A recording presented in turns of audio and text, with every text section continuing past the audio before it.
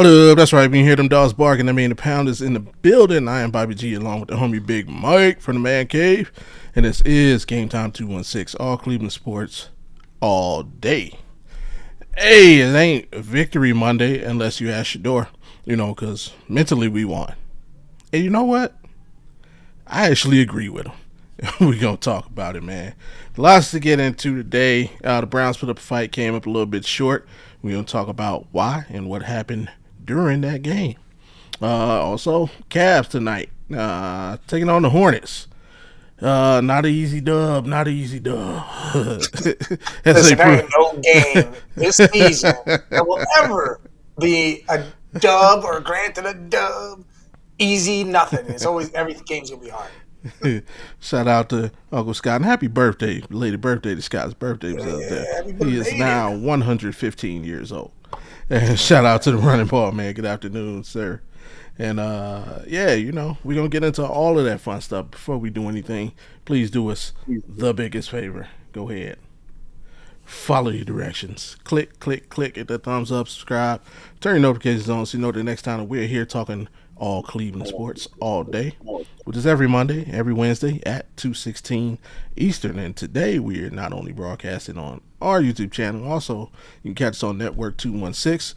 Shout out to Fatty and the crew. And then for the first time today, we are also broadcasting on the Man Cave YouTube page. So hey, shout out to Big Mike and the homie Jay and everything they got going on over there. So you got like 5 ways you can watch it. So if you're not watching this, man, something wrong with you. I don't know what to tell you because we are everywhere currently.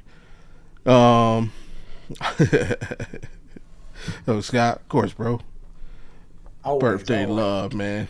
What do we drink up in Boston? Guinness? Is that a Guinness city? Sam Adams up there. Sam Adams, there we go. Juggins injury is huge for that is. We're gonna talk about that as well. Yeah, they say 4 to 5 months recovery. Yeah. Yeah. Right now it's Browns falls to the Bills. Put up a fight, fell a little bit short. What did Shedeur show us? Of course, the whole point of this last 6 weeks is to see whether we have a quarterback we can move forward with or not. And the Cavs faced the Hornets. We can talk about that. Of course, last time we met up with them was about a week ago. We fell a little short. That was without LaMelo. I believe LaMelo will play tonight, and so we'll talk about that as well. Yeah, Con Knipple gave us buckets. Gave us buckets. The Nippler gave us buckets. Whoa! What? That's his name. I'm getting to some Brown talks, but Brown talks. Man, it is Monday. But before we talk about the Browns, we do have one thing to get into. We had a contest, we had a cash giveaway last weekend, and the all you had to do was pick the score of the Browns-Bills game. Tiebreaker, Shedeur passing yards, and we said we would announce the winner today. That was a $50 holiday cash bonus, just a little, stocking stuffer for somebody lucky out there. And we do have a winner, and that winner is, hold on, let me make sure I do this right.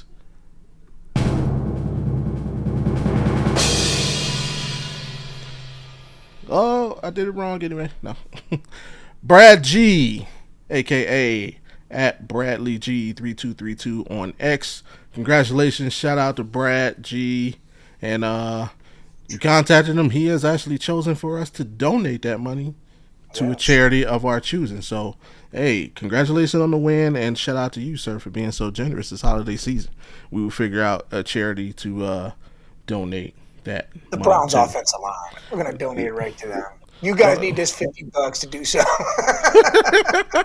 Hey, donate it to the Browns. Period. Did the Deshaun Watson relief fund? We should do something like that. He went to a cause. You support Shout out to Jesus. Happy Monday to you too.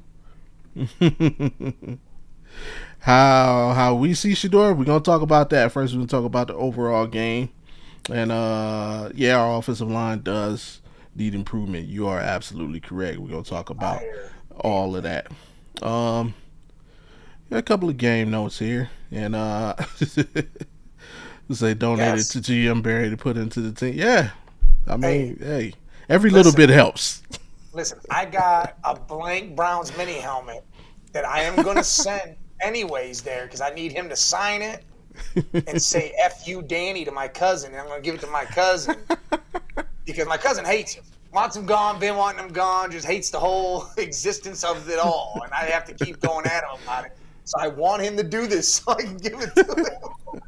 Hey, man, Andrew Barry just be catching strays for no reason, man. I mean, he hates. Like, I mean, he earned a couple of them. I ain't like he earned a couple of them, but he shouldn't catch as many as he catch. But nah, not at all. Yeah, the game notes here. We're gonna switch it over to the big board because we got Scott in here. The elderly can't see all that well. Yeah, so bifocals on. Yeah. Switch over to the big board here. Just a couple of things. Obviously, Shedeur went 20 of 29, 157 yards, 1 tutty, 2 picks. Got sacked 2 times. Raheem Sanders, solid pickup. And he damn sure came in handy. Unfortunately, Quinshon Judkins injury had 11 carries for 42 yards. Harold Fannin, only had 4 receptions for 34 yards, a touchdown, but it felt like he did so much more. It feels like you hear his name every damn play. Yeah. Of course, Josh Allen, he did what he do. But, I mean, pretty much held him in check, though.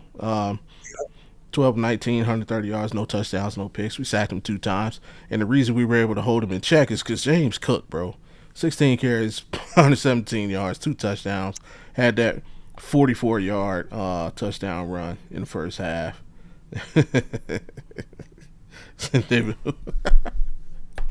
Yeah. Unless I think David's going to come back on a team-friendly contract.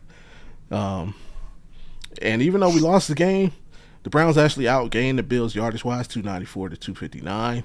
On third downs, we were 8 of 14. I think that's our best third down percentage in a single game this season. It might also I had to go back and check the stats from the Raiders game. We did pretty well on that as well. We won the time of possession battle. You see, 35 minutes to 24. And that field goal, man, how huge is that field goal? That, to me, came back to be, if there was one thing that haunted us, it was that. Wow, why the hell did he just throw it out of bounds? Why not try to throw it in the end zone at least? But there was nobody there. They don't just throw it. Maybe someone gets held, something happens. Just do something. Don't be all out of bounds. Judkins hurt. Yes, Quinshon Judkins broke his fibula and dislocated his ankle. Yep. Yeah, so he's out for the remainder of the season. If either Cook or Allen don't show up, the Bills can't win. And I think you saw that yesterday. Every Bills player game checks need to go to James Cook. Yeah, and that's something. Our run defense has been. They need to go to whoever botched that field goal. So go get it to that guy. Well, it was our center. Our center.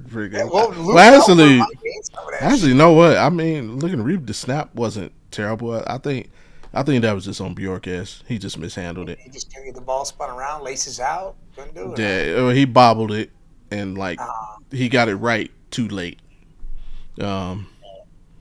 But yeah, and then despite James Cook domination on the ground, the Browns actually only lost the rushing battle by 4 yards, 164 to 160 overall.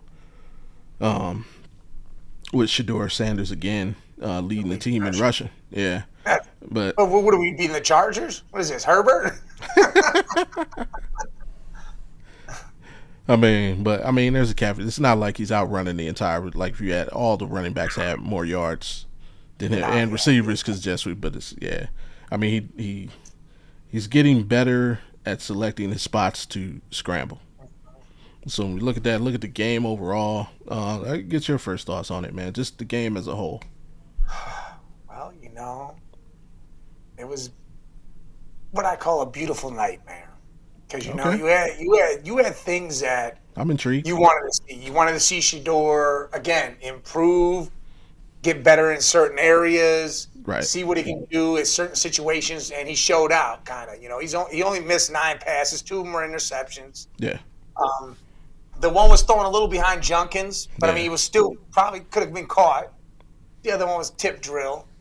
Yeah. You know, I mean, that was a problem. Being sacked only twice was great. I mean, granted, they came in some crazy opportune times. Yeah. But, again, being sacked only twice was good.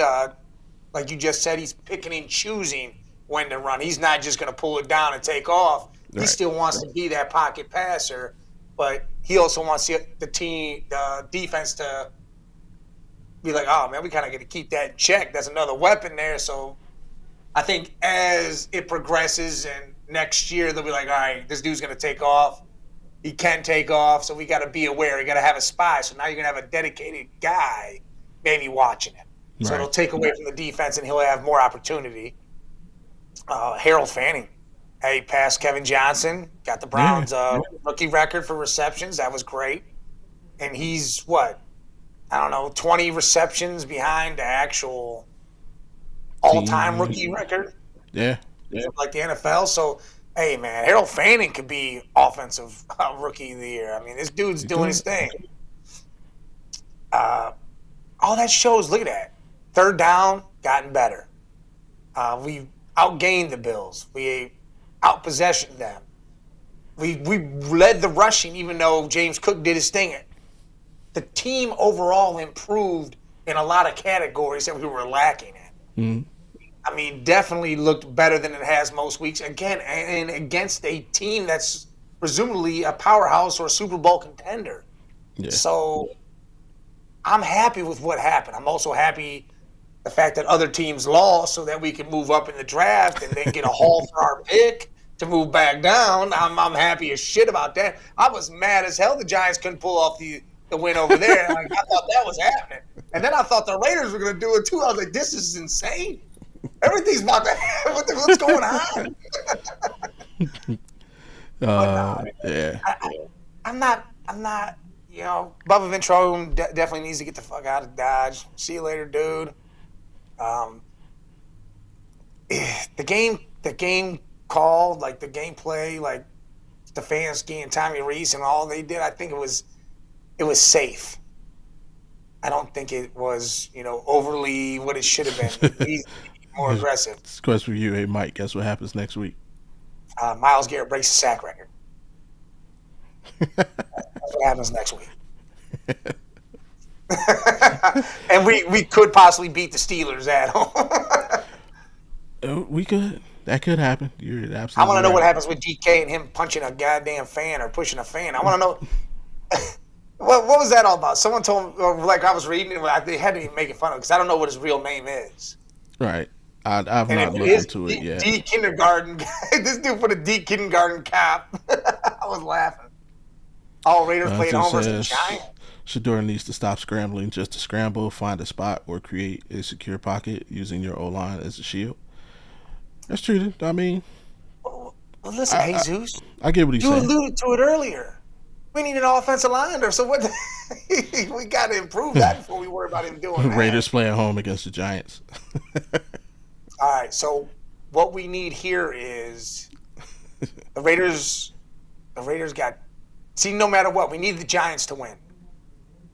Because even if the Raiders win, I think we're still tied. The guy called him the N-word over and over again. That's what really happened. Damn. Oh.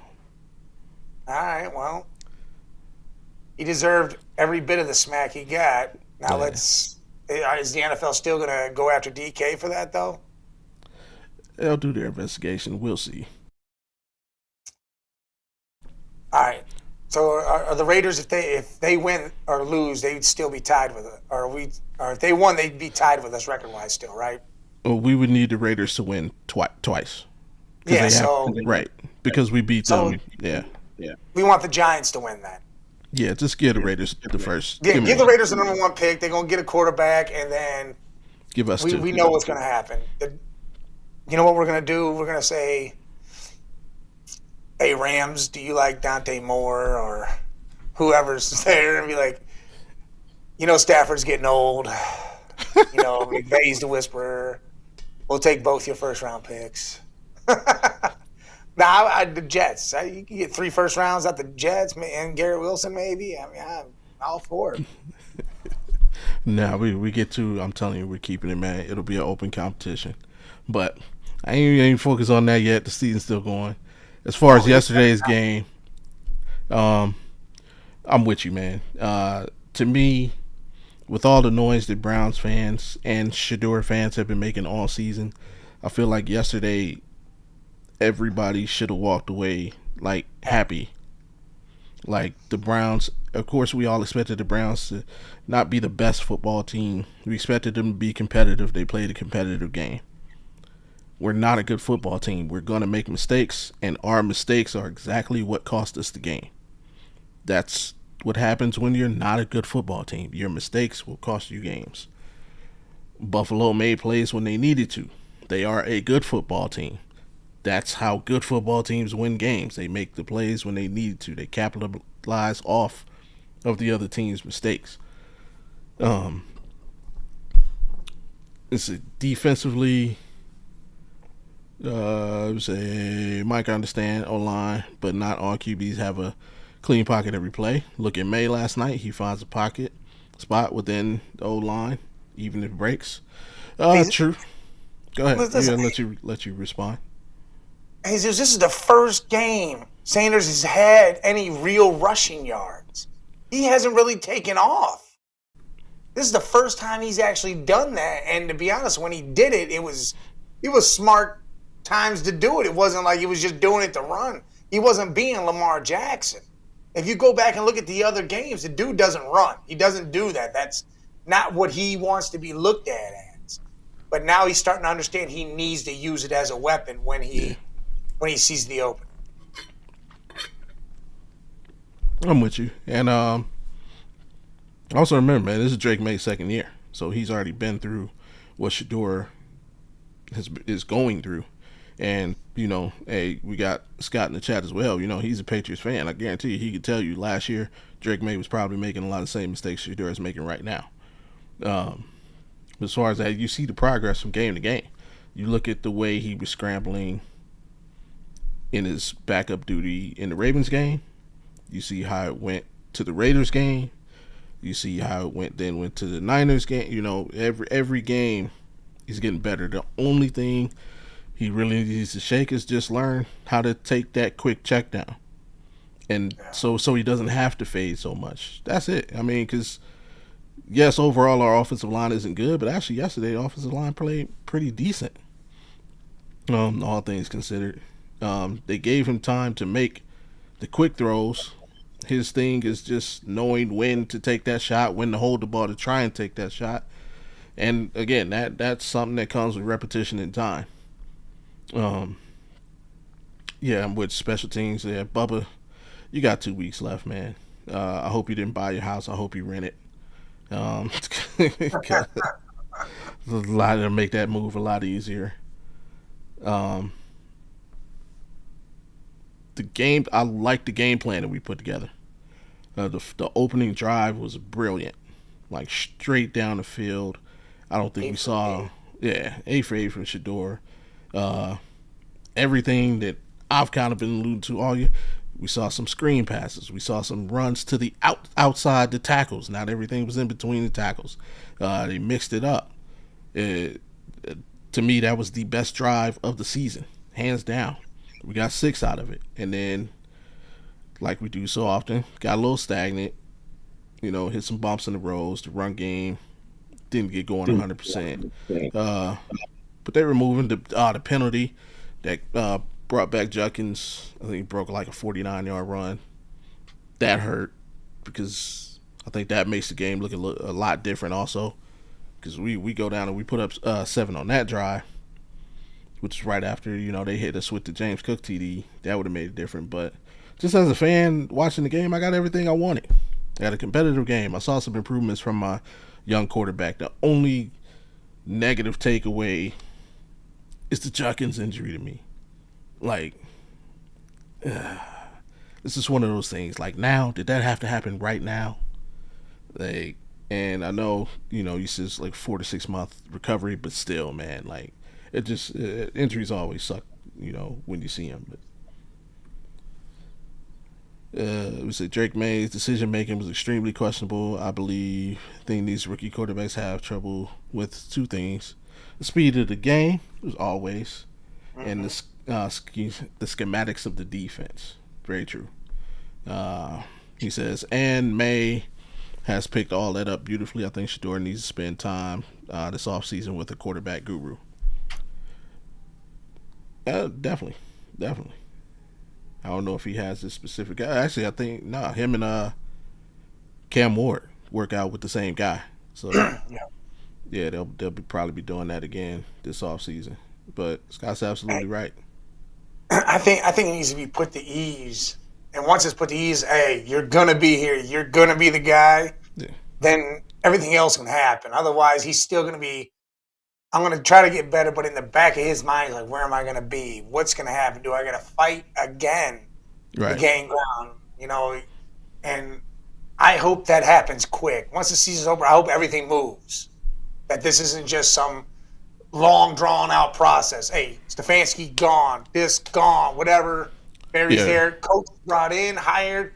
Coach says, yep, Shedeur, you're going to be my dude. That's it. We're not drafting a quarterback, or we are, or whatever.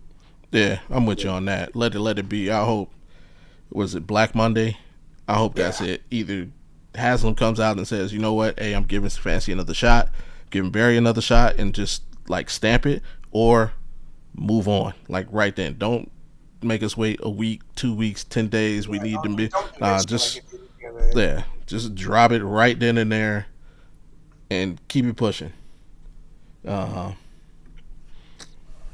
Scott said the Browns need to build around him, have Fannin and Judkins. That's a good start. Yeah, man, this rookie class is a great base. Yeah. Not even just the rookie class. I mean, we keep focusing on the rookie class, but we have other young pieces. Like I know you're a huge fan of Caleb Downs, but I like what Hickman has done, man. Hickman, like he ain't Josh Jones. I mean James Jones. John Jones the third. My bad. Yeah, he ain't him. He ain't Juan Thornhill. He's been solid. I think he's earned his spot. Obviously, the only like Mike Hall with what are you doing, bro? Fires to fancy. Yes, you're gonna fire. Now get receiving, yeah, we definitely need some receiving talent. Isaiah Bond, we can't forget about him. Oh yeah, I love Isaiah Bond. Yeah, I don't know why they call him Errol Bow, but need a number one wide receiver. I'm starting to question that. And was it Colts 26, Niners 21? No. Is that the game? Is that the game tonight? Yeah. Listen, it's gonna be Niners 14, Colts 3. That's what it's gonna be. Because I need Tyler Warren not to do jack shit, and I need a field goal kicker for the Niners to miss everything. I'm up by 9 points. What? I need that shit to happen so I can get in the championship. Not the fantasy stats. Man, I need it to happen because, dude, listen, I put Kirk Cousins in instead of Sunshine yesterday, thinking, all right, matchup-wise, plus the other guy had Bijan, and we got Kyle Pitts. Well, Sunshine outdoes him by like 9 points. Niners 24, Jonathan Taylor 17. Then I take out Diggs because Diggs ain't do shit ever except for the Bills game, and I put in Jacoby Myers thinking, all right, I'm not going to have Sunshine in. I'm going to reap the benefits still off of it. Well, 22 points for Diggs and 9 for Myers. And then Travion Henderson goes down in the first damn quarter with a concussion, and I'm left with no – I'm like, man, this is sick. Right. But I'm kind of with you, man. I mean, I was on for the Black Monday. I hope that goes down. But the only place we disagree is the QB thing. I'm not against taking the QB. No, I'm not against taking the QB.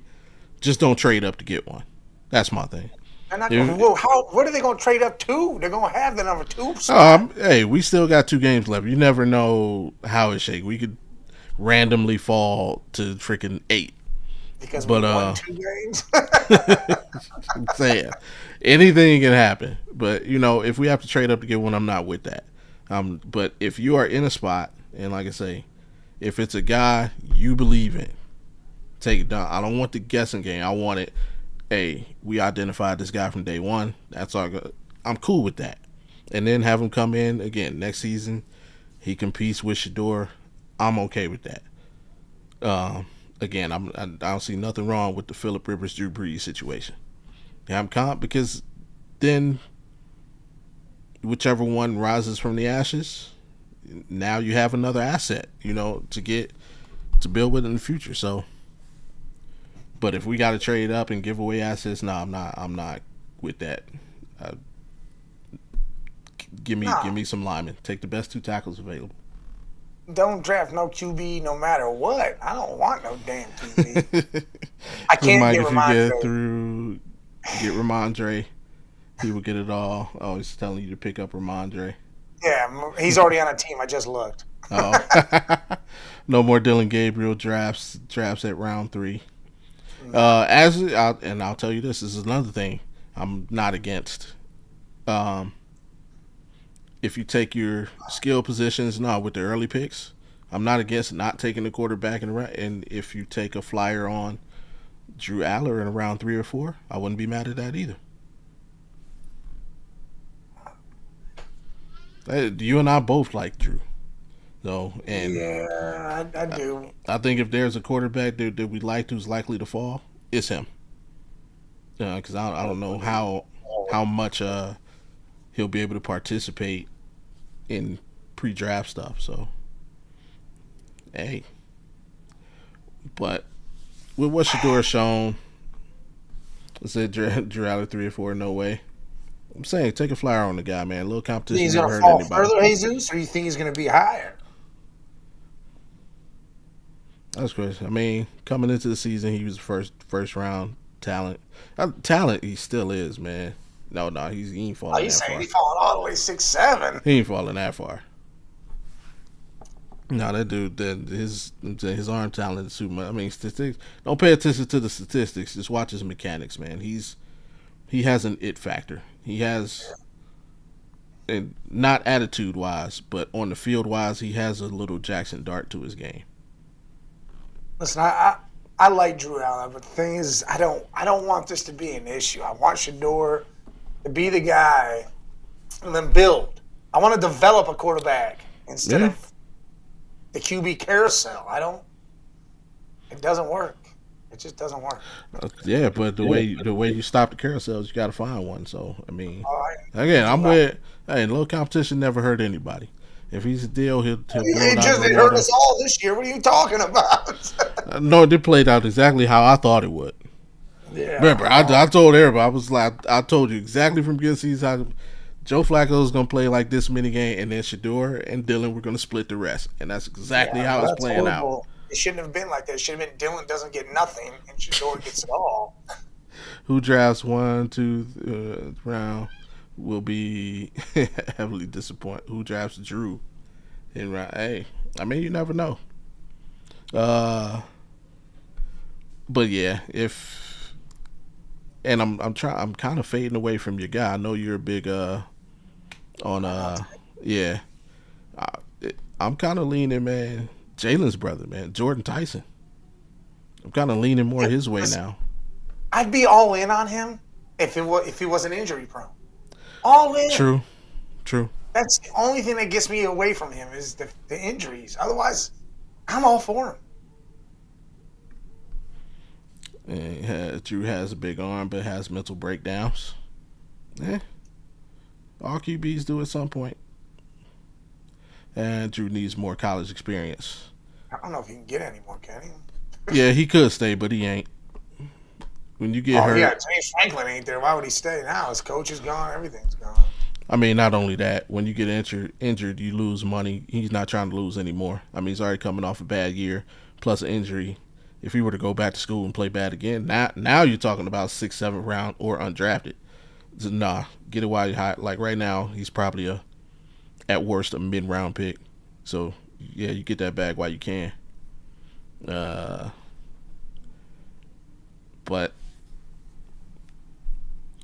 Shedeur yesterday. What did you see? Did you see anything new? Did you learn anything new? Did he show you anything new? I think he just got better on the things that he was improving on. Like, he continuously grows on those things. He needs to read his progressions a little faster. Right. Like, that still needs to work because he needs to get through them because he gets hung up on that. Yeah. But otherwise, I think, again, he's making the right choices. His footwork's getting better.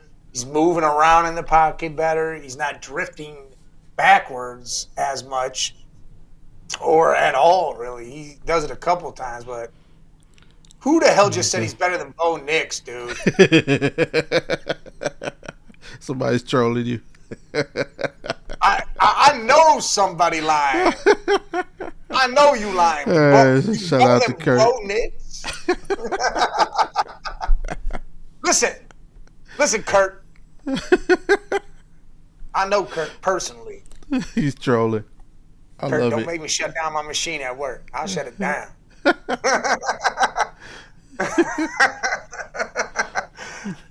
no. Shout out to Kurt. Listen, he does this all the time.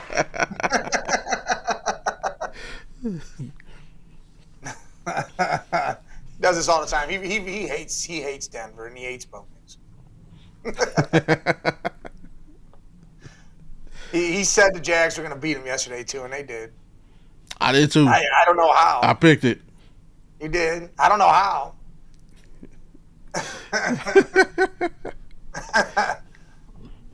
I'm gonna co-sign. Shedeur Sanders is better than Bo Nix. Yes. He definitely can be. I know another quarterback that's better than Bo Nix. And his name is John C.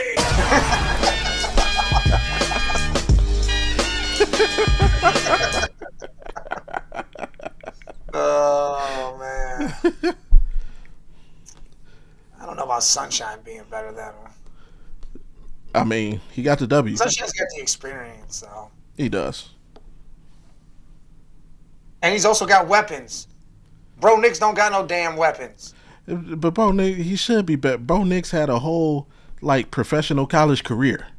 He's in college for 8 years. He should be better than everybody. And if he had weapons, he would be. He got Cortland Sutton. Who's a weapon? He's a Pro Bowler. Phillip Rivers. No. Old man Ribs. I mean, hey, Phillip Rivers is better than Bo Nix. He just physically can't. Oh yeah, he do just it. Old and just can't do it anymore. Yeah, they got Phillip Rivers out there looking like Jared Lorenzen, bro. That dude is. He's a couple burgers away from being fucking busting out that jersey, dude. I need him to not do shit tonight, though. I need the Niners defense to shut that whole shit down. I'm still trying to figure out how do you walk off, just get up off the couch and just walk into a Monday Night Football game, man. Life not supposed to work like that. Yeah. Coach better with Riley Leonard. You saw, Flacco did that shit. No, we didn't have a Monday night game. Well, not Monday night, but he just still came off the couch. Yeah, into a whole playoff situation as well. But for me, yeah, I'm with you, man. Shedeur, definitely. He's strides, man. Every week is just new strides. I love how he moves in the pocket. Got better at that. I'm with you. He needs to learn to take that quick check down versus always trying to wait on the deep shot. Like, that'll give it to you. Especially when the way we moved the ball on that first drive was perfect. And I think the more he can do that, and I know it's this whole thing. If there's one thing about Kevin Stefanski, dude, our first drives are usually crazy like that. It's after the first drive, right, where our problems come into the fold. Yeah. But yeah, if I'm Kevin, I'm just showing him that film all week. Like when you play football like this is how you can excel. You can grow from here and you can excel. Hell, if there's a new coach coming in, Go back to this game and pull up that film if you want to see if you can work with what Shedeur has, because it's there. The question is, can he get consistent with it? Right? Can he become consistent and keep those habits? And like I said, so far he is showing that he can be consistent with the habits. There's just a couple of more tweaks. Now can he take out? I don't know what level would you say what tier? Just break it down into thirds. You got 30 starting quarterbacks. Is he in the top 10, the middle 10, or the bottom 10 right now? It's got. Yeah. Well, he's got 10 more when he goes out there on the field on Sundays now. he could be all their dads.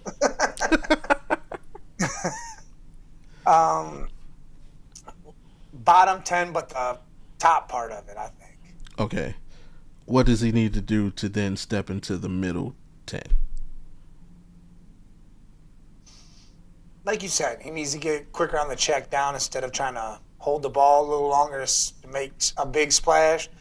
Do the little splash. Use the 5-yard outs a little more. Maybe even take off instead of waiting a little longer sometimes. Okay. Get through the progressions faster. Yeah. But besides that, I think he's there. He has it. He does need some help on the offense, whether it's the line, whether it's the receivers. He does need some help. Yeah. But I think he's going to be okay with a full off season, with everything pointed, hey, you're the one, let's get this done. And he gets all the reps and does his thing. I think it'll be good. Okay.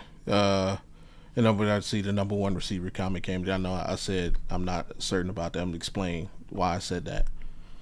Not that we don't need one. And not that I'm definitely not saying like Jerry Jeudy is the number one. All I mean by that is it depends on the coach and the scheme and how they like.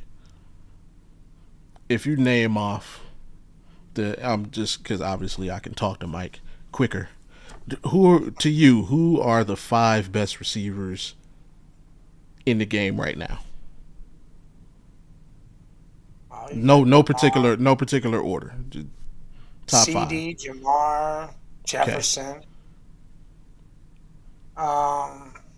Neighbors. Okay, Malik Neighbors. Okay. I guess, yeah. He only had the 1 year, but I mean, he's still he's a monster. True.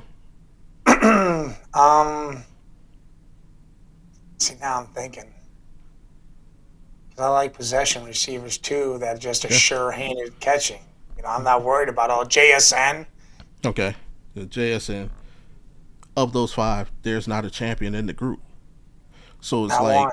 Right, and even if you go historically, like you can say who are the greatest 5 receivers of all time, you would probably only name 2 champions. You got Jerry Rice. Most people would put Randy Moss. Most people would put Calvin Johnson. Again, so Moss Johnson, there's no champion. Like, so it's I wouldn't say, and I'm not saying it's not important, but what I'm saying is you need a receiver you can depend on more than like the flash receiver. You know what I'm saying? You know who I would want more than anything? And he's a number 1 for his team. I like Scary Terry. Quietly gets 1,000 yards no matter who's throwing him the damn ball. Does his thing, gets the job. And he just now got injured, this year. Like, he really doesn't get injured. So that guy to me is a for sure thing. Like, know he's going to do his job. Okay. And looking at Jesus and both Kurtz, like both of their lists, 1 champion in that whole group, and that's Puka. Yeah, Puka. Right. So, and again, I'm not saying they're all good. I'm not saying I'm not saying you don't need one, and I'm not saying, but I mean like if you have a player who is talented enough to control the passing game, and notice I said player, not necessarily receiver, Like Gronk controlled the Patriots controlled the passing game through Gronk. The Chiefs did it through Kelsey. Like the Ravens, when they defense first, never had a great receiver. Shannon Sharp, once upon a time, Crowder, and even on the second time, it was like the Todd Heaps and Mark Andrews, right, and they won. Now getting Zay Flowers and stuff. Yeah, and they won with good receivers. I even go back to Philly, the first, not the Super Bowl they just won, the one they won with Nick Foles. They just had a bunch of good guys. So, solid guy, and just a bunch of good guys. Not really that one ace. So I would like to see us focus on building a good room versus trying to get that one lights out guy. I don't need the one lights out guy. Like I said, honestly, I think Fannin can be. I think Fannin can be the lights out guy. Dude, he's always Jesus, dude. He's always ready to catch the damn ball. Yeah, and does it take? He never goes down on first contact. No. So yeah, I think I'm not saying he can be Gronk, but can he be our Shannon Sharp, our Tony Gonzalez, our? Yeah, absolutely. And if you put 3 other good receivers around it, now I think you have a great receiving core. So it's like, can he be great? I don't know. But with his talent, and if you put 3 other guys who are just as good, I think the collective can be great. $40 million a year, too much for a receiver. Yes. For, again, to me, and go down, just look at history. Great receivers are not the key to success. Like, it's rare that you compare a great receiver alone to winning. Like, even T.O. in his best year. Yeah, he helped the Eagles get to the Super Bowl, but they didn't win it. Like Larry Fitzgerald, as great as he was, couldn't get the job done. But who did? Right. Who did? On the other side, the Steelers had a good collective, right? You had Santonio Holmes. You had they had a Randall like they had a, you know what I mean? It's just, I mean, again, a point to the Patriots, like the Edelman and Welker collective surrounded by, they collectively were great. I think. Yeah, he did have a broken leg, man. Dude, hey, T.O. doing what he did in that Super Bowl was some miraculous ass shit. He had a high ankle sprain. Hey, man, don't you ever talk. He had a broken damn leg. It was broken 20 places, and he went out there and did the job. He had a high ankle sprain.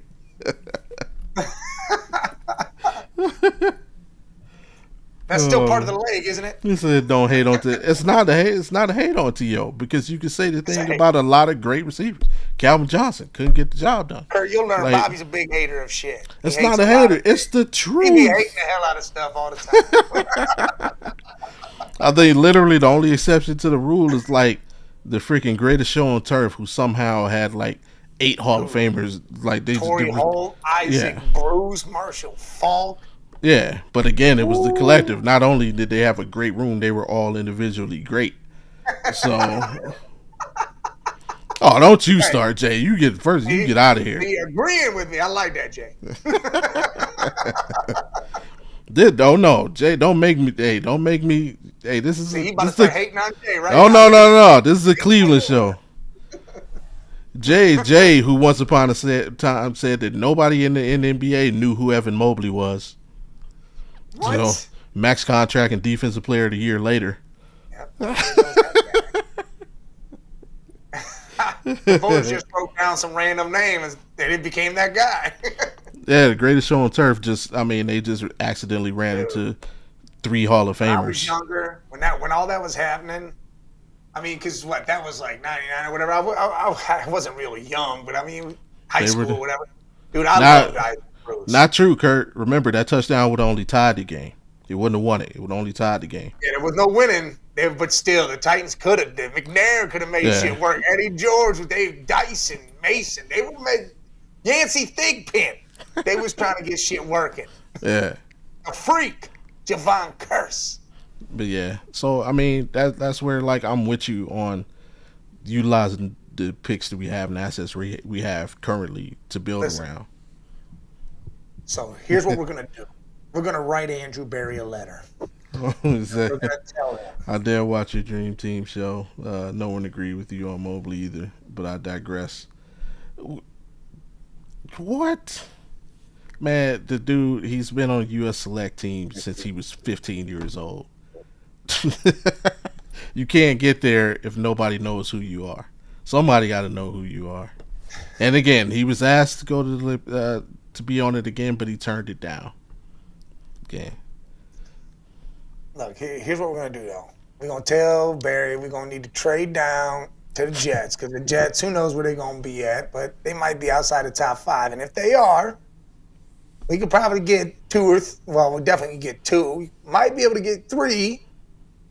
If not, I'll take 2 and Garrett Wilson. I'd have no problem with that. Would you not be all for that? Take their 2 first-round picks this year and Garrett? The Jets? Yes. Yeah, I mean, I'd just take the 2 first-round picks alone. I don't even need Garrett. Yeah, I'd be okay with that, too. I'm just trying to sweeten the deal. Like, hey, man. Yeah, I mean, that would keep us with 2 picks in this year's draft, and then give us 2 going forward.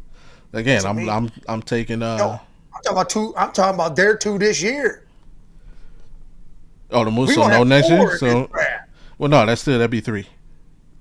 R1 in there too. For ours. Why would it be R1? We got 2 already, and we get their 2. That's 4. Yeah, but you're talking about them trading up with it, so we're giving them 1. But we're moving and taking. That's 3. That's still 3. Yeah, you're right. God, we need the next year's shit. See, I'm not a hater. Yeah, my brain's all fogged up from the hate. I messed up the math there. 2, 3 turtle. Yeah, because again, I'm taking 2 tackles. No, we're taking. So if I got 3, I'm about taking 2 tackles. Now, if I got 3 picks, yeah, I'm definitely taking 2 tackles. You want? You know what? I watched the A&M Miami game. I liked what I saw out of the left tackle from A&M. No, I'm a Hurricane fan. If we don't have Carson Beck sucks first of all, but if we don't have anything else, we do have 2 monsters on the edge. Yeah, you got to move it back to that other boy, man. Jesus. Yeah, and he held his own. He held his own. So I liked what he did, and of course we do have a good right tackle, so I wouldn't mind taking him from the U. So those 2, yeah, I think it's solid. Listen, I know we need something like Jeremiah Smith, but he don't come out to the draft next year, like the year after. He's 27. Well, he said type. So I mean, but there is no type Jeremiah Smith. There is no type like that. There's no one like Jeremiah Smith. Until Jeremiah Smith leaves Ohio State, and then they say, "Oh, we got this Chris freshman Henry Jr. showed." But yeah, you don't got nothing like that. But I mean, that's why you take the Jalen Tyson, or was it Jordan? Jordan. Yeah, Jordan. And then, or you take Malachi Lemon. Everybody says whatever they say about him, but I think he's all right. I don't think he's a bad choice. I like Carnell Tate because he's a fucking exceptional route runner and he has hands. The dude's catching everything. And he's just not quick. He's not that sub 4.4 like you want, but the dude catches everything. He ain't Jerry Jeudy. If shit hits his hands, you might as well just count it as a catch, and you better tackle his ass. And I mean, if you're just talking about playmakers, again, I gotta be that homer, man. Hey, Tony. Hey, Tony can ball, man. Tony can ball. Or his little brother. Good. Is he related to fucking old boy? Kadarius? Is he related to Kadarius? I don't know if I want that shit. Yo, he can ball, bro. He makes it happen. He does make some shit pop off. Malachi Tony, baby. And listen, Chris Henry Jr. isn't coming out for like 3 years, so maybe when he comes out, we can maybe grab him. Hopefully we're not that high in the draft to do that, because that means we suck again. And I don't want to do that shit. I don't know. This may be a bad omen, though. Malachi Tony's dad name is Antonio Brown. See, look at that shit. Not the Antonio Brown, but I Antonio know, Brown. but look at that shit. But he played in the NFL. He played for the Bills and the All Redskins. right. Well, what if the Jets say? So no, he's not related to Kadarius.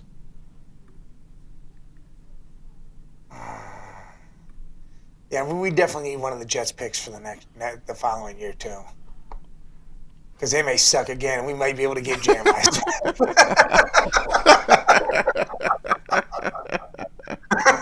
What? That'd be great, wouldn't it? Or we could package both the picks and move up there to get them. I don't care how it works. If the rest of the team's sold out and we're good, it's time to get them. Yeah. I don't know. Here's why though. I'm with drafting the lineman. It's like it seems like it's easier to acquire the skill positions either via free agency, via trade, or draft. Whereas it seems you got to draft linemen. If you don't draft a lineman, it's so hard to get a good lineman. You're saying 2 first-round picks on him though? You wouldn't just that high for second both round sides as a lineman? I'm at this stage. I'm like, go get who you want. Go get the guy. I don't want to play around with it. Go. Hey, we know what the problem is. Go get him. At this stage. God, I feel like we need to get the wide receiver and then 2 linemen. See, and this is where. Because I feel like that guy from the U is going to be like further down. Like we can get him further down. He's going first round. He'll be top 15. Think so? He's the highest rated right tackle in the draft. Yeah. And who else did you say? The left tackle from Texas A&M. I forgot his name. And where's he slated to go? I can check for you right. See, he's probably further down. Some of these guys got to be further down. Let me see.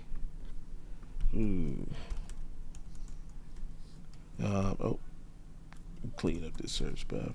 That's why we need 3 first-round picks. Get the receiver and then get both those guys. 20, well, it'll be 26. There you go.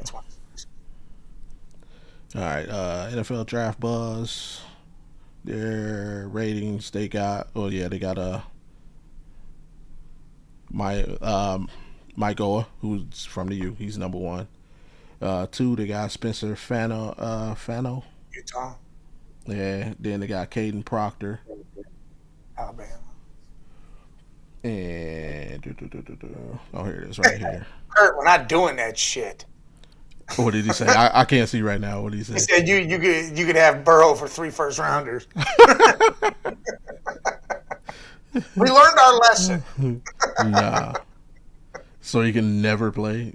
He's That's what NFL's Anthony Davis. Okay, so you might be right on the A&M tackle. I don't see him on there unless I don't even know what class he is though. But let's see. So the top 10 they got. Oh no, this is the next page. Where is he at?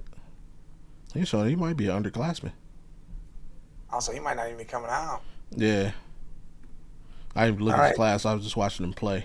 But he looked solid. Again, he did a solid against Miami's both ends because they rotate sides and switch sides. I was cool with him. So yeah, I'm all about building. You have to build a line through the draft nowadays. It's such a rarity I don't know how the Bears pulled it off, getting that haul. They got like freaking damn near $100 million invested in just the middle of their offensive line.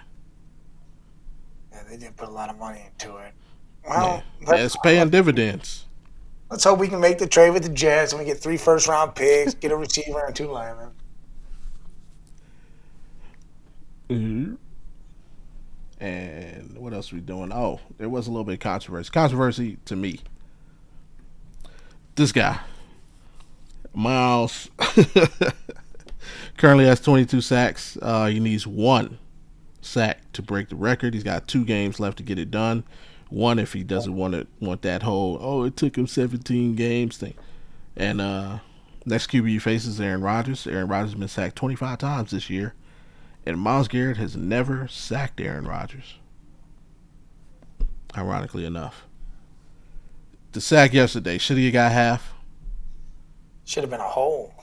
You think it should have been a hole? I don't know. I didn't see it. You see the play. I mean, basically it was pressure. Josh Allen's running back towards the end zone. Josh Allen like falls down, basically surrenders, and like he just makes sure the ball doesn't go in the end zone, so it's not a safety. Right. While he's on the ground, Mason Graham touches him, and Myles Garrett doesn't touch him at all, and they gave half the sack to Myles Garrett. Yeah, that's rough. Maybe they look at it like the reason why Allen's on the ground is because Myles scared the shit out of him. It did. He was literally running from Myles Garrett. You visibly see that. He looked at Myles Garrett and just took off backwards. But other than that, the Bills, shout out to the Bills. They did a great job of containing Myles Garrett. The chip, I mean, he sees chips every play, double teams at a minimum every play. They made life difficult for him, but also, and the reason why he's in this position, the rest of the guys stepped up. Like Schwester got a sack. Alex Wright got in. Mason got a sack. Well, yeah, maybe, yeah. Oh no, he just got the half one. He split. I thought he was the first one that got a sack. I thought it was a whole one at the beginning of the game. I think it was Alex Wright. Maybe let me double check. I swore it was Mason. But yeah, he is getting help this year. Man, where we at? Browns, Bills. Oh, player stats. No sack. Yeah, you're right. It wasn't there. There's only one sack, and it's Schlesinger. Yeah, Schlesinger got one. I thought Alex Wright got in on one. Alex Wright doesn't show up in the stats. Yeah, no, Alex Wright got a half. He halved it. I can't remember who he halved it with. Because at first, because I kept checking ESPN while I'm working, I always go with that, whatever, and it showed him having a sack. So then I'm thinking, all right, well maybe then he got, I don't know. No, Alex Wright, I think it should be a hold though. Alex Wright got a hold. I remember, Craig. He came out there. He should have got a hold one. I know Schlesinger got a hold one because he didn't really tackle him. He just, wrapped him up. They stopped the play. And Miles and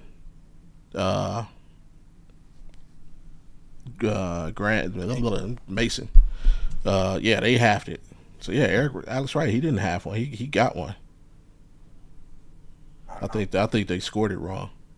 Hopefully Garrett gets 2 this game and coming up beats up Rodgers and. That's gonna be tough. He's never sacked Aaron Rodgers, but if Aaron Rodgers really wants to be like his idol, Brett Favre, he might that shit. He might turn the corner. I think Schwartz needs to move him around like he was last year, where you put him in the middle of the line, left side, right side, strong side. He needs to move him around. Yeah, he did yesterday. He played on the right a couple times. I don't think he played in the middle, but he played on the left side. It was Joe Burrow. He was against Cincinnati, where he was doing basketball moves, and all of a sudden ran up the middle and sacked him. Do that shit. Put him back in the middle. Do some shit. Put him there. Yeah. But hey, just one. At least he only got to get one. Just because I don't know if the center can stop him. I feel like he could do a Palomalu where he just jumps over the line. Like he did when he blocked that field goal. Just jump over the line and get his ass. That's what I'm mad about. How come, Miles, why have you not done that since? Like, enough time has passed where people probably forgotten about it. We need to try that again. Well, jump over that damn line. Yeah, this box jump is crazy. Do that and get your sack. Just jump right over there and be right in Rodgers' face. Boom! Bust his ass one time and be like, there it is. But yeah, you're taking out the game. Go sit down somewhere. You don't need to get hurt. And I guess it is kind of a little poetic justice that he would break the record against the Steelers. He gonna bust your ass, but not with a helmet this time. Would have been nice if it happened last week, and it felt like the team was kind of motivated by that. Again, I thought it would be like. I think that's the issue. Stop thinking so much about this shit. That's the only thing they got going. No, what they got going is they're playing a goddamn game. So play what you're supposed to do. Play your position and mind your own damn business and stop worrying about what Miles is doing and helping him do something. Stay in your lane. See, and I'm not the hater. That's Mike being the hater. At the beginning of the season, nobody was worried about this shit, and this dude's getting 4, 5, 3 sacks a game. All of a sudden, we're worried about dudes getting 1, 1/2, 0. Stop worrying about what he's gonna do. Play your position the best it can be played. He will get his shit done. But you got to make sure you're dominant. Otherwise, they're going to go over there and triple team him. If you're not being disruptive, if Mason Graham, Alex Wright, and them aren't being disruptive going up, then it ain't going to matter. So, yeah, no. Get back in your own fucking business and your own mind frame and get your shit right. I feel you. And, I mean, if there is one thing that is good about this game, the Steelers do have something to play for. Yeah, Big L. Yeah, they got this. If they win, I believe they win the division. Will win, so it'll be a wrap. So they got that. They're trying to wrap up that playoff spot. And once again, I don't know how many people did it. I know I didn't do it. No, I didn't do it. Pick the Pittsburgh Steelers to finish at the bottom of the division. When you know there are two things that are certain in life: death, and Mike Tomlin is going to finish above 500, bro. Well, I think the Steelers still may fire him. Because I think they're pretty sick and tired of just being mediocre. Oh, great. In the playoffs, first round loss, great. Yep, see, Kurt picked him to finish. Don't ever pick against Mike Tomlin, man. You got to think. You thought Aaron Rodgers really wasn't going to be nothing. The team regressed, and you thought the Bengals were going to be something, but obviously that fell apart real quick. Yeah, so you also picked the Bengals to be one. See? But it's like, come on, you're old enough. You're old. Remember that show, Parker Lewis Can't Lose? Yeah. Mike Tomlin can't finish below 500. That's it. This is why he's got to be the Browns coach. Yeah, we'll take a little mediocre. 9-8 every damn. Woo! We didn't have a losing season. We didn't do anything else. What? We didn't have a losing season. That we'll be happier than shit over here. Pittsburgh fans ain't that way. They want that dude fucking out of there. Hey, you can't win the playoffs? Fuck out of here. Hey, you know what's gonna happen? I want the Pittsburgh Steelers to fire Mike Tomlin. So do I. Not so he can be the Browns coach. I think if they fire Mike Tomlin, they'll be trash. Well, they will, but I think it'll be like the curse of the Bambino. The Steelers will be bad for like 20 years. I can see that happening. You fire Mike Tomlin, a guy who just consistently won, and you give that up, yeah, it's going to be some, the universe is going to send some bad juju their way. I can see it happening. Yeah, but what? So you're telling me, oh yeah, the Rodgers didn't win when he went to the Jets 5 days. Well, yeah, but still, Rodgers, I don't know, man. He's pulling out some shit over there. My thing is though, the bad juju thing is, how can the universe be mad at you for wanting to win a championship, not just be mediocre?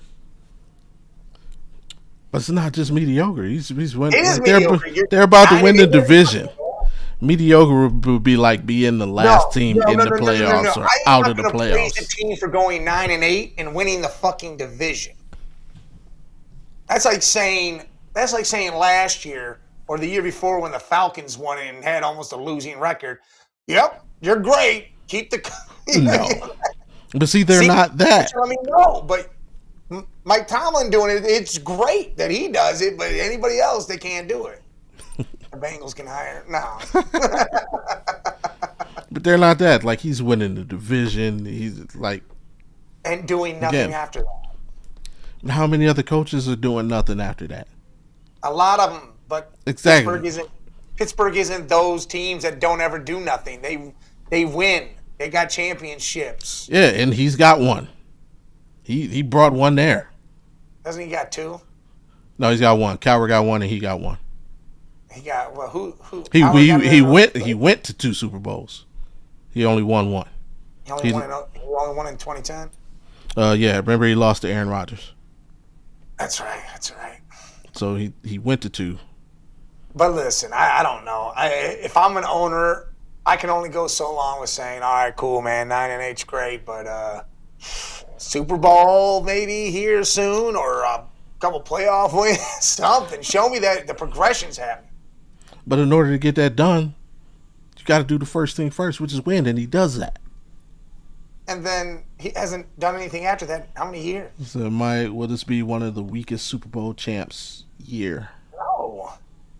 Do you realize there is 8 teams in the AFC that are in double digits? Yeah. NFC, you got everybody and their mom battling to fucking do this. This is not going to be a week. Just because it isn't a team that is bulldozing people like the Chiefs have for a couple years or certain teams have doesn't make it a weak thing. It means there's a lot of good-ass teams in the NFL this year. I'm happy for that. I don't want to see that one bulldozing team or 2 teams that just blow people out. I do not want that. I want teams that have taken a couple losses, got their focus back, and then went and won the championship. Not, this team just fucking killed everybody. What great football is that? I don't want to see that shit. Unless it's my team doing it, I don't give a fuck about any other team doing it. The hell do I care about the Super Bowl for if it's just going to be up? This team's going to go in there and win by 50. I don't want that. How about you? Do I want to see division battles like Seattle, the Rams, the Niners? Because if the Niners win out, they win the division and become number 1 in the NFC. How crazy is that? The Pats bandwagon.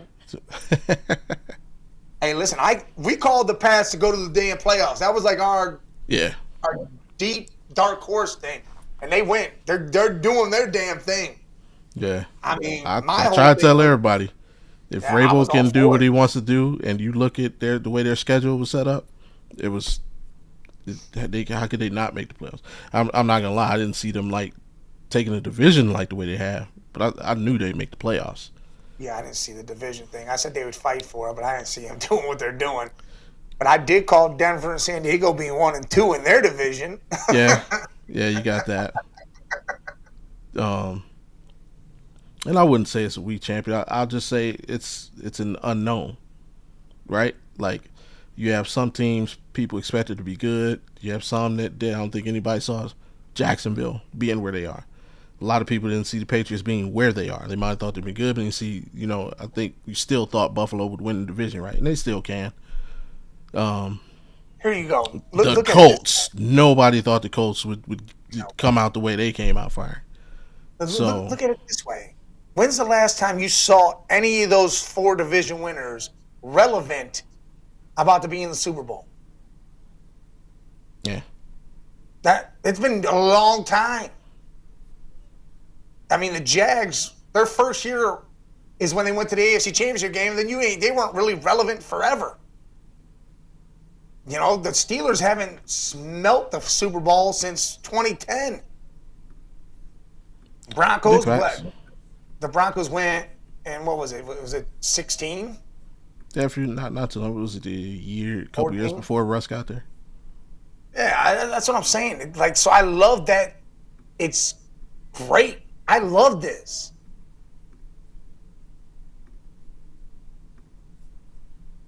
I don't know. Hey, Zeus, I don't know if I can agree with that because...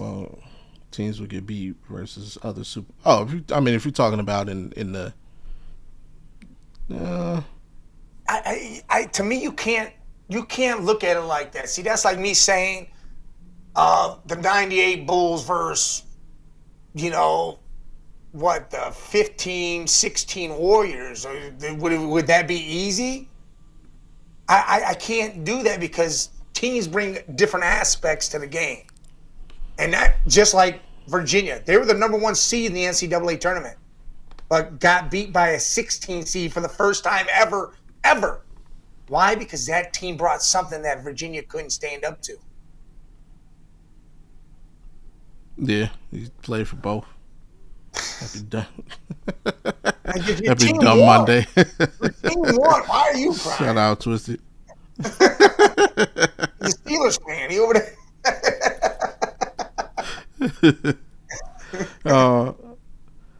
I mean, I guess the question would be, depends on who wins and who they go through, right? Like, let's say the Bills somehow come out of this and win the Super Bowl. Are you going to penalize them for winning the Super Bowl because Josh Allen didn't beat Patrick Mahomes or Lamar Jackson? Like, let's say the Patriots win it, but their road to the Super Bowl goes through Houston and Jacksonville. Like, you penalize them for not beating like the Broncos. I get.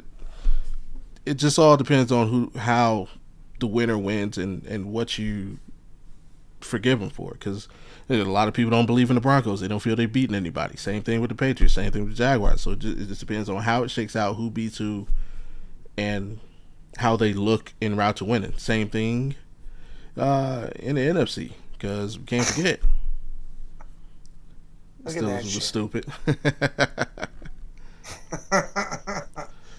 And to be honest, I thought they were going to lose. I can't believe they called that flag on that play, which I guess it was, but still, fuck. Yeah, they called it a touchdown, though. That's what gave it to me. Right. They called it a touchdown, then they said, oh, flag. Oh, why? Yeah. Don't even say it's a touchdown.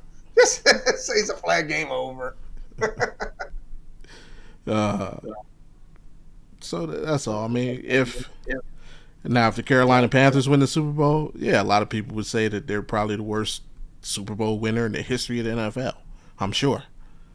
But if the Seahawks or Rams win, would they consider to be a weak Super Bowl champion? So it just all depends on who wins and how they win. Let me ask you this, and I ask this to you and Jesus.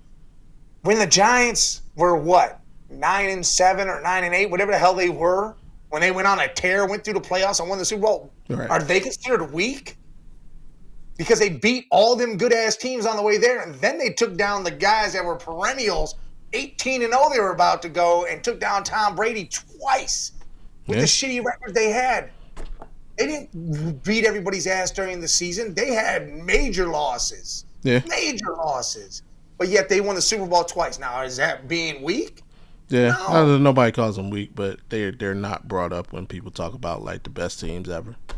Yeah, that's because they're not. To me, they are one of the best teams because they did shit that they were like not supposed to do at all.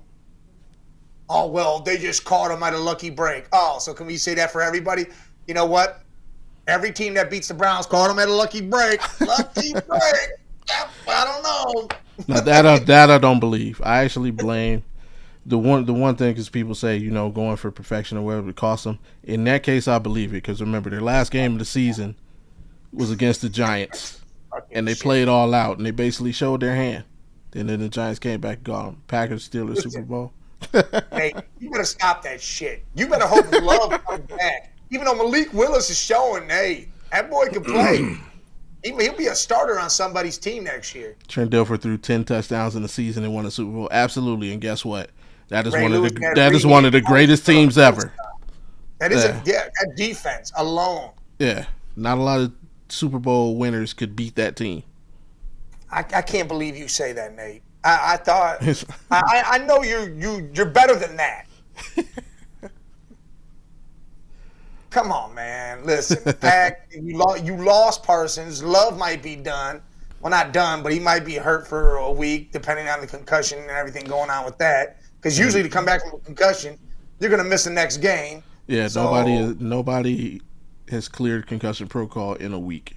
The only players that have cleared it, they've been like they played the Thursday night game, so they had those extra 3 days.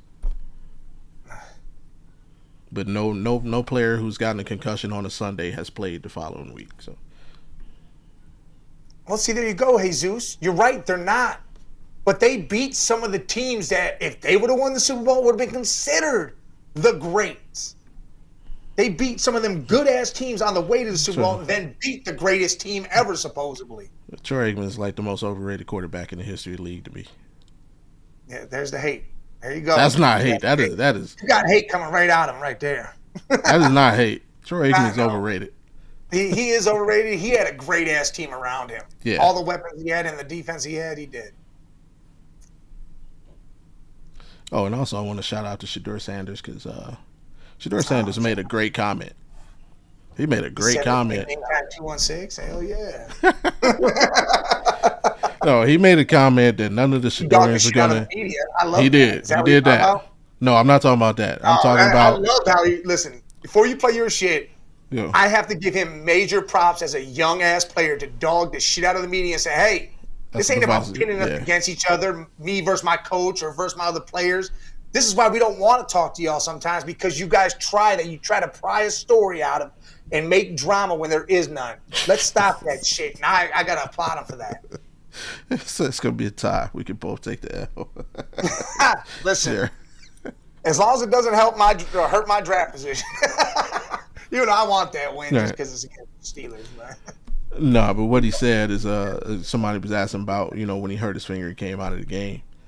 And he was saying, like, I was telling Dylan, my bad, like, I didn't want to put you in that position. And he said, because we know the backup quarterback don't get reps. I didn't hear anybody whining that Dylan Gabriel didn't get reps all week. So, thank you, Shedeur, for informing us that Dylan Gabriel did not get any first-team reps this week. Since all of a sudden everybody on earth cared about reps. Do you think that cut on his fingers, since it happened early in the game, affected the rest of the game for him? Because it was on the tip. I don't know if it was on his throwing hand or not. I didn't I know he had it. And I think that definitely affected him throwing the ball later on. Yeah, it was to the, I can't remember if it was to the outside or inside of the finger. But it looked like it was like at the tip, like right here. Yeah, but it was down one of the sides. Like it was either on the inside or the outside. I think it was on the outside. Like, that's the inside. So the inside. Yeah, I definitely think because the way that like it looked like he almost had like a thumbtack, like on his finger, like the bandage kind of thing. So yeah, it changes how you grip. Like your pinky finger is super important. Yeah. So and it's So like, hold on, Jesus, come on, man. You'd rather have Troy Aikman than these guys today. Listen, you only say that because you think the quarterbacks today are soft because they sit and get hurt and whatever. Troy only played like that back in the 90s because they were allowed to let them play like that. They didn't have concussion protocols and all that other shit going on. Troy might not have seen a field ever if they had those protocols back then because his ass was – he was spaced a lot. That dude was fucking – whoo. No. He's like that now in the announcer booth. Drunk as shit. All I'm saying is Jerry Jones found out who was really important when Emmitt Smith held out. When Emmitt Smith held out, the Cowboys were 0-2, and they was about to be terrible. And then he paid Emmitt, and I don't think they lost another game. That's when they went out and killed him. Yeah, they won the Super Bowl. Yeah, Troy. Yeah, he ain't that. Good old Mike Vick, man. Wasn't that was. What was that? When Mike Vick was it 98? That was Jeff George.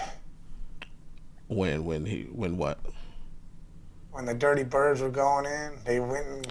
No, Vic wasn't on that team. That was Vic wasn't on that team. It was Jeff George, wasn't it? No, Chandler. It was Chandler. Jamal Anderson was running back. I know Jamal Anderson. Chandler. Yeah. That was Jeff George.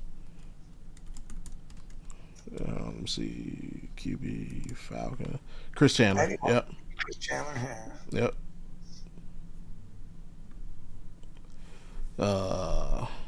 But then Brownson, it's almost time to get before we get out of here, man.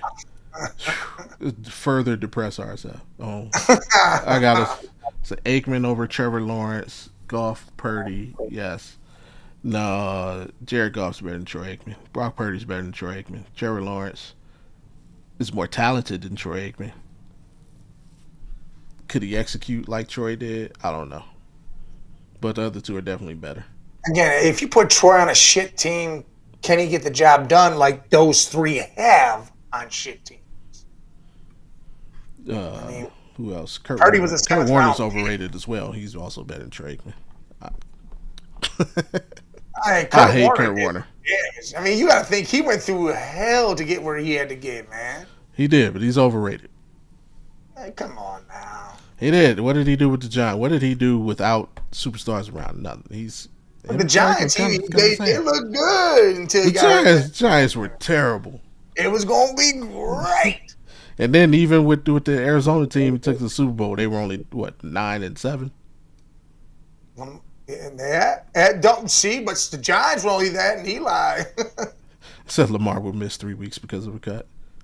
He about to miss. He out now. How's Lamar Kevin straight? What happened to him last night? He got he took a knee to the spine. Yeah, he about to be out. That might be the end of Baltimore. Yeah, because if the Steelers win, then their season. Take a knee for the whole season. I don't know why. Just be done. Go ahead and hit this big board. Bang. John Harbaugh come be our coach. These dudes. This is a basketball game tonight in the city of Cleveland.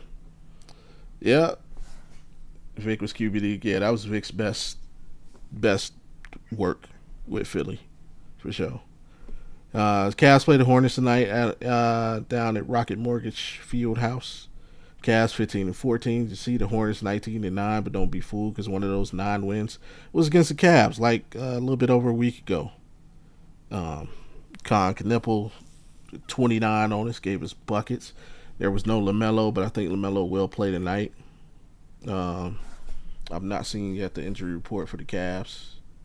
But I'm sure some people ain't playing because it's the Cavs. None of them don't play. They don't play. This is ridiculous. I don't even want to watch the Cavs. I'm going to watch the Christmas game just because it's on Christmas and it's against New York. But the minute that shit we are get out going to get boat raced. I'm sorry. I got us losing by 30. I don't want to watch it tonight. I'm going to watch 49ers win 14-3. So let's see. For the Hornets, Grant Williams is out. Colin Sexton is doubtful. Ryan Kalkbender is questionable. LaMelo is probable for tonight. Of course, we got Evan Mobley out. Larry Nance is out. Strus is out. Everybody's out. Yeah. Sam Merrill, Craig Porter, probable. Sam Merrill's probable. That's good. Donovan Mitchell, also probable. Well, Donovan was just sick. Yeah, he got sick. He got the flu. You know. Hey, I hope Merrill comes back. If Merrill comes back, that's when we're going to start really winning again. Yeah, notice really when Merrill got hurt, we really started this shit show of a thing. Let's play 36 minutes, so you have to sit in this game, load management. We got guys that are really hurt. Yeah, these guys are fucked up. They're dumb. This whole thing's dumb. Can we get it back? Can we get that W back tonight, though? Will we see any kind of different effort from the Cavs tonight? If Sam Merrill plays, we win. If Sam Merrill doesn't play, I hope to God they put some effort in there. I mean, they got to do something. They got to show something because Gilbert's getting pissed. Gilbert's starting to get upset. Yeah. There's going to be some moves made. I'm taking Jared Allen and Darius Garland and trading them and doing all sorts of shit. I mean, word through the grapevine is there's some interest in Darius Garland. I don't know how true it is because I don't think anybody. I don't believe it. What are you gonna like? His contract is terrible. He's a smaller guard who is a liability on defense and is injury prone. So I don't see what the return would be. I believe there'd be probably more interest in Jared Allen. You know, teams are always looking for a hustle type big. Obviously, our most tradable asset is Mobley. And right now, I can't even say I'm against trading Mobley, depending on what we get back. If you're netted to Giannis, all right, let's just get this done. Yeah, Myles Garrett, you know, go upstairs, get Jimmy, and get Jimmy and go call Dan because you get them together in the room. Yeah, hash this joint out like for real. Like Jimmy, you could do a whole big thing. Get younger for the Bucks and bring something to Cleveland to where Cleveland gets amped up even more with your Browns. But I think they'll win tonight. I think they're going to try to use this game as kind of a dress rehearsal to get ready for the Knicks. Because they have to know, or at least I hope they have to feel like you can't get embarrassed on Christmas. And it's heading in that direction. You cannot get embarrassed on Christmas, bro. Especially after all the noise on how good you were last year and all the noise, we're never on national team. Well, guess what? They gave you 11 national spots this season. And then you come out and start the season like this and you get embarrassed on Christmas? Nah. Listen, here's the deal. Sam Merrill's going to be back. He's going to light him up. It's going to be good. He's like Maverick from Top Gun. You put him out there, and he's going to shoot it up. What? He going to buzz the tower. And it feels so simple. It's communication. The communication on defense is just shit. What happened? Did you guys forget how to play the defense? I don't get that. There's not a bunch of new guys here, so it's not different from last year. Right. It's got laid. There's so many plays where you can watch the Cavs, and it's kind of everybody expecting somebody else to pick up slack. There's a play from last game where Donovan literally just blew his rotation. It's my bad. No, we know it's your bad because they got a freaking layup. We know that. Just do it next. Just rotate. Make the rotation. And again, it's not just Donovan. It's everybody. Yeah, it's everybody. Yeah. If it I would show it if I did want to risk getting a freaking strike from YouTube. The one that I'll figure. As long as it's not longer than 30 seconds, I'm pretty sure you're good. All right, I'm gonna have to get some clips together. Hell, make my own clip. But it's just so many times where it's just a matter of communication. Hey, stay here. I got this one. No, you fall back. I'll just so many times you just watch them where there's no communication or somebody has their head turned to the ball, or gets beat back door. Or they're playing too high and giving up the baseline just so many times, and it's how do y'all go from one of the top defensive teams in the league to what we're seeing this year? It's ridiculous. I've never seen that type of turnaround from a team who didn't lose a superstar. When we had LeBron the first time, it was understandable when he left why we were terrible. Okay, we lost not only our best offensive player, but at the time LeBron was the best defensive player. Or even when he left the second time. But to bring back the exact same team with the reigning defensive player of the year and be shitty. Oh my God. It's insane. It's almost like they're doing it they're punking us, and here in the next couple of weeks you're gonna show up and we made you look, and then just bust everyone's ass. It's weird.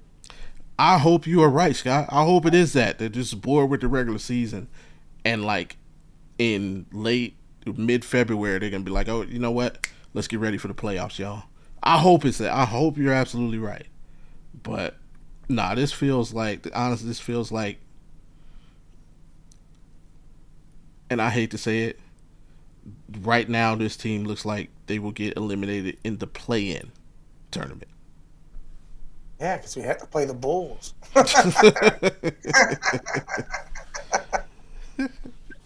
Yeah, this team looks like they're headed for an exit in the play-in tournament, and that would, at that point, you just have to blow up the team. Blow it up. Yeah, because Dan's not paying that bill, not for that. Yeah, good times. Everybody's gonna be gone. Yeah, and Donovan's gonna have to sit through 2 years of being terrible before he finally gets to play for the Knicks. By then, the Knicks won't even want him. Let me do without you. We don't need you. All right, man. So it's time.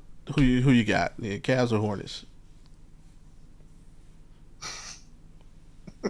I'm gonna say the Hornets just to hope to God the Cavs win. Con Knippler. I don't know. You better do something. Ridiculous. This dude killed us that game. I'm because if Donovan plays, I think we win the game. If Merrill plays, we win the game. That's where it's at, buddy. Well, if Merrill plays and Donovan don't play, now we still lose. Merrill's not that guy. 40 in this game.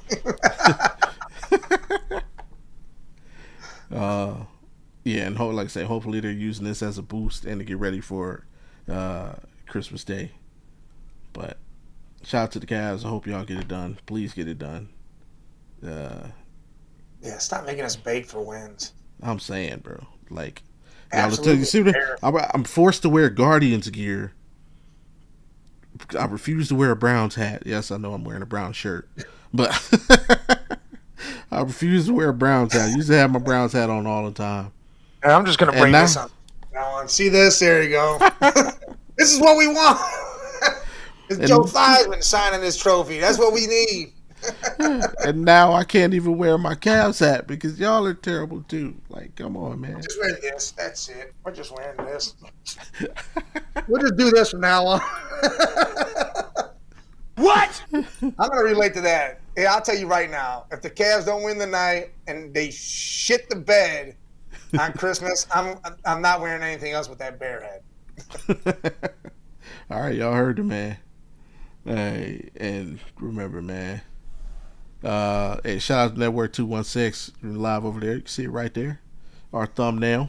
So head over there, subscribe, man. Lots of great content. Shout out to Fatty and those guys. Hey, appreciate y'all for having me on yesterday. I was on their pregame show yesterday with Fatty and Brian. I missed on my three leg parlay. I got Fannin anytime touchdown. The rest of it didn't work out, but hey, it was fun. And if you want to hear more from Big Mike, head over to the Man Cave LLC Media LLC YouTube page. Subscribe. What y'all got going for the rest of the week? Well, there ain't gonna be no off the rails because Christmas is Thursday, but we got Sports Madness tomorrow, so we'll talk all sorts of shit about everything that's happened and what we think's gonna happen. Hear Scully say how the Eagles are back on track and they're gonna do their thing and they're just the best ever. They learned to run the ball. They got an identity all of a sudden, and you'll hear me talk about how I believe the Browns are doing exactly what they need to do. Act like they're going to win, but lose, and Shedeur look good doing it. All right? That's how we got to do it. You know it, Scott. Scully's going to say, oh, we did it again. No, you pieces of shit. Yo. If you want to hear me run my trap some more, head over to the Audible Sports Podcast YouTube page. Thursday is our final. Well, no, Thursday is the final Thursday night game of the season, but it's like a terrible game too. No, it's not. It's on Christmas. We got Christmas Day games. What are you talking? Yeah, Kansas City and Denver. There's 3 games on Christmas, isn't there? Yeah, there's 3 games. It's 2 in a day, but we only care about the night one. That's our thing. You gonna do a Christmas show? Yeah. Hell yeah.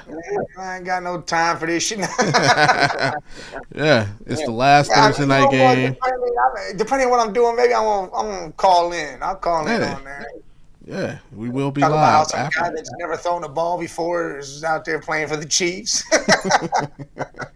Hey, did you see that one meme where it's Tom Hanks and Lieutenant Dan, they get wheeled in next to each other. He's got the ice cream. It's Gardner Minshew and Pat Mahomes. Hey, got you some ice cream, Lieutenant Dan. That shit was great. What? Oh, man, that's great. No, I didn't see that. That's fucking hilarious. Yeah, but we'll be doing our Thursday night post-game show. But it won't be even though that's the last Thursday game, it won't be our last Thursday show. We're going to continue that throughout the playoffs. And then, of course, Friday, the original Audible Sports Podcast, Sports Me Life and Culture, which actually Friday will be our last show of the year. So we kind of do a little year-end review thing, have a little fun with that. And, sheesh, that's about it, man. Got anything before we get out of here? So I'll come on and give this to the... Yeah. He said Shedeur's getting a wide receiver. I love that. I'd be appreciative of that. Oh, man. Nah, I ain't got really nothing else to say. Cavs, get your act together. Santa Kobe. Browns, Santa Kobe. Yeah, I don't know. Browns, keep doing what you're doing. Shedeur, keep improving. Yeah. We don't need no quarterback in the draft. Hey, man. Hey, we appreciate everybody for tapping in with us, man. Appreciate everybody watching on X, a.k.a. Twitter, and everybody on YouTube. Remember, before we get out of here, just do us the biggest favor again, man. Click, hit that thumbs up, subscribe if you're new, turn notifications on so you know the next time that we're here, which is every Monday, every Wednesday at 2:16 Eastern. And remember, when you hear them dogs barking, the pound is in the building. Till Wednesday, peace.